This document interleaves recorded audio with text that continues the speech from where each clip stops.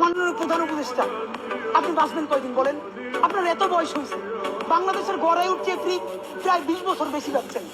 আমার বাপের 63 বছর পাচ্ছে, তার চেয়ে আপনি প্রায় 20 বছর বেশি পাচ্ছেন।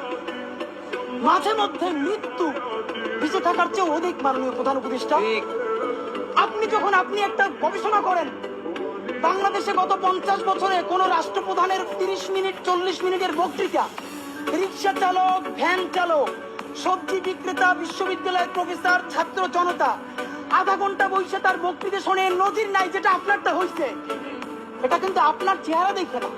আপনি রাজনৈতিক দল করছিলেন, ফেলও করছেন, কিন্তু এইবার যে আপনার এই বাংলাদেশের পক্ষে হৃদয় নিংড়ে ভালোবাসা, আপনি যখন বক্তৃতা করেন আপনি আর্টিফিশিয়াল কিছু বলেন না, কিন্তু আপনি যখন ঘোষণাপত্র বললেন আপনার চেহারায় আর্টিফিশিয়াল ছাপ। ইদানিং আপনি স্পিড দেখে দেখে বক্তৃতা করেন, এগুলো আমরা চাই না। মাননীয় প্রধান উপদেষ্টা, আপনার অন্তরে যা আছে, আপনারা যে বাধ্য করে তার কথা বলে দেন না। আপনারা কি করবে বলেন? আপনারা খুন করবেন? আপনি প্রায় 80 বছর বাঁচছেন, আর কয় বছর বাঁচবেন? আপনি কি খাবেন, কি বাঁচবেন? আপনি বরং যদি আপনার আর্মি মেরে ফেলে, আপনার যদি ভারতীয় আধিপত্যবাদ গুলি করে, আপনাকে যদি হত্যা করা হয়, কিন্তু সেই রক্তের বিনিময়ে যদি আপনি শহীদদের রক্তের বিনিময়ে নতুন বাংলাদেশ গড়ে যেতে পারেন, আগামী 1000 বছর বাংলাদেশের মানুষ নামাজে প্রার্থনায় আপনার জন্য শুধু দোয়া করবে। বুড়ো মানুষ থেকে শুরু করে শিশু আপনার বক্তৃতা শুনে মাননীয় উপদেষ্টা কতক্ষণ জানেন?